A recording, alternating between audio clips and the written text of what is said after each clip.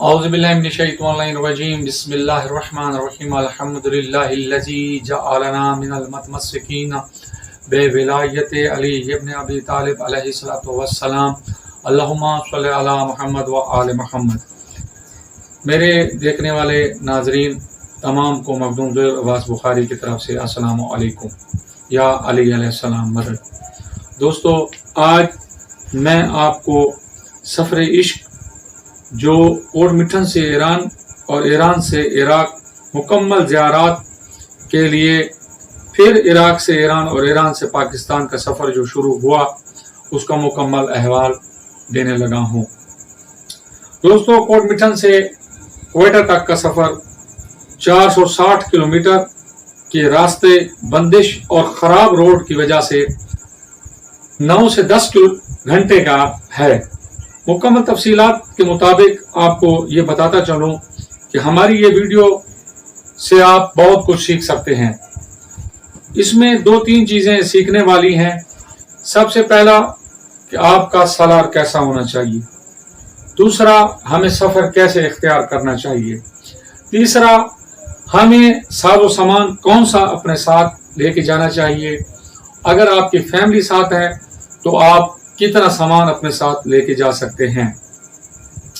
आपको बताता चलूं कि हमारी ये वीडियो एक लंबी और 2-3 हिस्सों में आप तक पहुंचाई जाएगी। दोस्तों, अगर आप पाकिस्तान के किसी भी कोने से ताल्लुक़ रखते हैं तो सबसे पहले आप अपना काफिले का जो सलार है, जो सफ़र करने वाला है, जो आपको गाइड करने वाला है, एक इंतहाई बेहतरीन आदमी लेके जाएं ताकि आपको सफ़र में कोई मुश्किलात ना आए।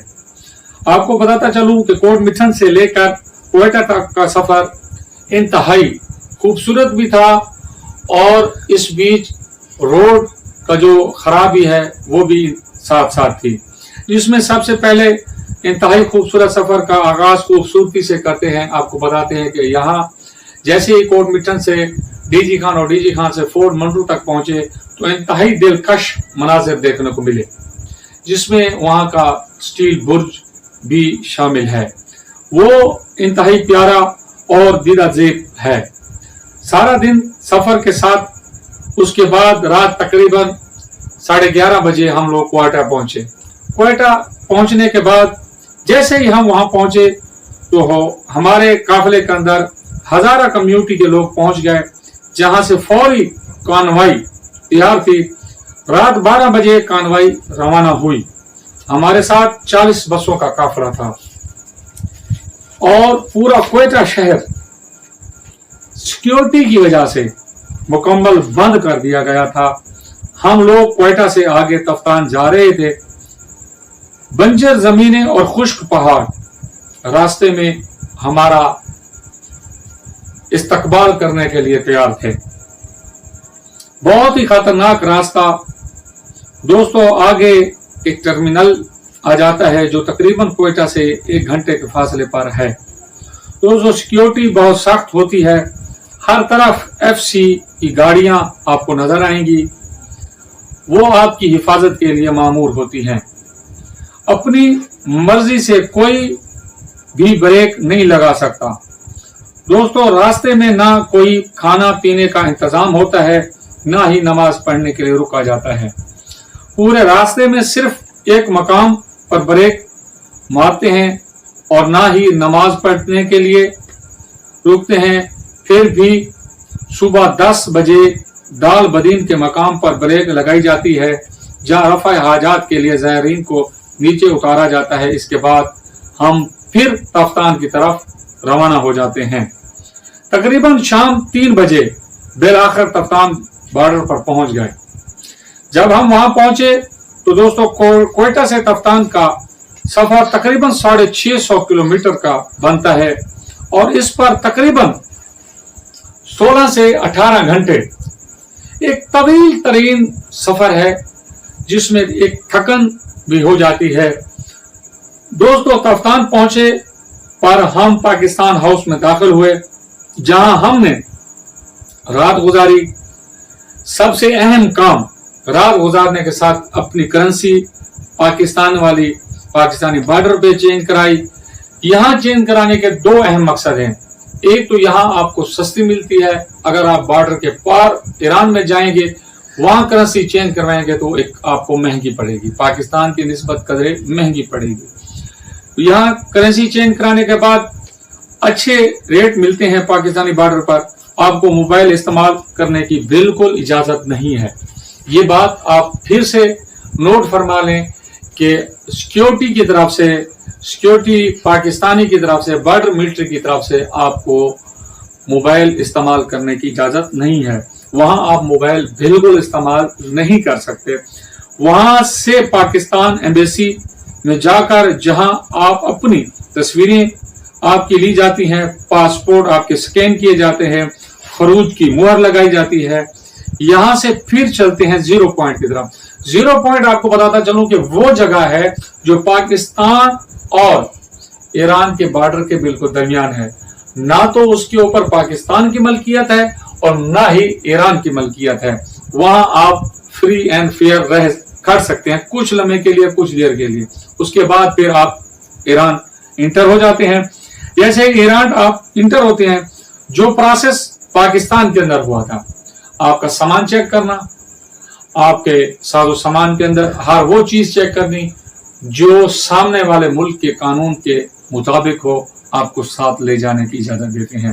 اگر سامنے والے ملک کے قانون کے خلاف ہے یا آپ کے ملک کے خلاف ہے، جس میں کچھ لوگ مطلب کاروباری ذہن کے اندر رکھ کے کوئی چیزیں ایک ملک سے دوسرے ملک بلا وجہ لانا شروع کر دیتے ہیں، اس میں نقصان ہوتا ہے، جس کی وجہ سے زائرین کو بھی مشکلات ہوتی ہے. کوشش کیا کریں کہ وہ چیزیں لے جائیں جو ملک پاکستان کے اندر بھی الاؤ ہوں اور ایرانی ملک کے اندر بھی الاؤ ہوں. وہاں سے اس کے بعد آپ ایرانی بارڈر پر جب پہنچیں گے تلاشی کی جائے گی، پھر ایمبیسی جائیں گے، آپ کے پاسپورٹ پر مہر لگائی جائے گی. یہاں پر آپ کی بہترین اور پرسکون ماحول ملے گا، جہاں ٹھنڈا پانی بھی ہے، بہترین رفع حاجات کے لیے جگہیں موجود ہیں، ٹھنڈے اے سی لگے ہوئے ہیں. آپ ان کی صفائی کو دیکھ کر حیران بھی ہو جائیں گے.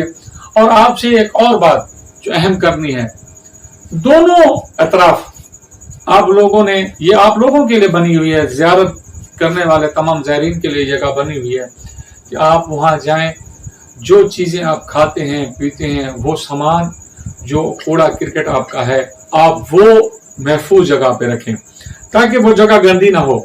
آپ کے بعد آنے والے زائرین وہاں مشکلات کا شکار نہ ہوں، وہاں ان کو تعفن یا اس طرح کی کوئی بدبو آپ کے سامان کی نہ ملے، کیونکہ یہ ہماری خدمت کے لیے بنائے گئے جگہیں ہیں. یہاں کوئی نہیں آتا، صرف زائرین امام حسین علیہ السلام آتے ہیں، ہم ہی آتے ہیں. ہمیں اپنے لیے ہی کچھ سوچنا چاہیے کہ وہاں جو چیزیں ہم کھاتے ہیں، جو کوڑا کرکٹ ہمارا ہوتا ہے، ہمیں ایک بیگ بنا لینا چاہیے، اس کو ایک طرف ایک کونے پہ رکھ لیں، آنے والا صفائی کرنے والا بندہ آرام سے اسے اٹھا سکے. تو یہ اہم باتیں آپ تک پہنچانی تھی. بارڈر پر ایک خوبصورت مسجد ہے جہاں پر آپ جا کر نماز پڑھ سکتے ہیں، ریسٹ بھی کر سکتے ہیں.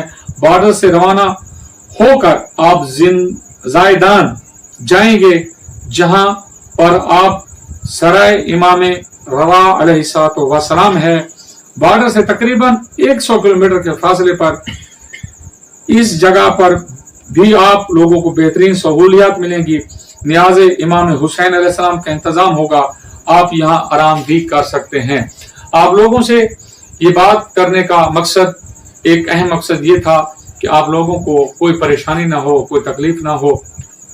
آپ سب سے پہلے، کیونکہ پوری بات کرنے کا لب و لباب، آپ تک پوری بات کرنے کا مقصد ایک ہی ہے کہ آپ جتنا بھی سفر کر رہے ہیں، سفر کے اندر آپ سب سے پہلے یہ خیال کرنے ہیں جن کے ساتھ جا رہے ہیں ان کا بھی خیال رکھنا ہے، جو آپ کے ساتھ ہیں ان کا بھی خیال رکھنا ہے. اور سفر میں تکلیف بھی ہوتی ہے. تکلیف سے ایک زبردست آپ کو میسج ملتا ہے کہ امام حسین علیہ السلام کی زیارات میں کچھ نہ کچھ تکلیف ہو تو بھی کچھ ملے گا، نہ بھی ہو تو کچھ ملے گا. لیکن آپ جائیں، بالکل زیارات کریں، لیکن جانے سے پہلے سب سے پہلی بات کہ آپ کا قافلے کا سالار ایماندار ہو، آپ کے قافلے کا سالار बेहतरीन हो, जिसे सफर का भी पता हो, जिसे ये भी मालूम हो कि हम कब कानवाई निकलनी है, कब कानवाई पहुंचनी है। इस सफर में जो हमारे साथ बेहतरीन सफर हुआ, उसमें हम अपने सालार की बात ना करें तो ये ज्यादती होगी। आप ये देखें कि जब हम क्वेटा पहुंचे तो हमारी इंतजार थी, ऐसा लग रहा था कि कानवाई, हम पहुंचे फौरी कानवाई लगी, हम ईरान चले गए। हम ईरान, इराक, टोटल जितनी भी ज़ियारत थी, आइम्मा मासूमीन अलैहिस्सलाम की ज़ियारत की, और जहां पुरसा देना था पुरसा दिया, जहां जश्न के मौके आए जश्न किए, जहां खुशी थी तो खुशी की, जहां तकलीफ हुई तो तकलीफ हुई। इस बीच एक बहुत बड़ा हादसा भी हुआ हमारे सफर के अंदर। इब्राहिम राइसी साहब का एक बहुत बड़ा हादसा हुआ जिसके अंदर पूरा ईरान सोगवार था। लेकिन इस माहौल के अंदर भी, ईरानी सोगवार माहौल के अंदर भी, हमारा सालार अच्छा था, जिसकी वजह से हम लोग बाहिफ्ज़ व अमान उस खूबसूरत और मुश्किल वक्त के अंदर हमें वो हमारा सालार बाहिफ्ज़ अमान बॉर्डर पर लाया। बॉर्डर पर लाने के बाद आपको ये बात बताता चलो कि वैसे ही हुआ जैसे ही हम पाकिस्तान के क्वेटा शहर में पहुंचे, कानवाई हमारा वेट कर रही थी। तो वेट नहीं होता, सिर्फ सालार को पता होता है किस वक्त कानवाई लगेगी। जैसे ही पाकिस्तान बॉर्डर पहुंचे तो हमारी कानवाई लगी हुई थी, हम अगले ही लम्हे क्वेटा के लिए रवाना हो गए। वस्सलामु अलैकुम वरहमतुल्लाहि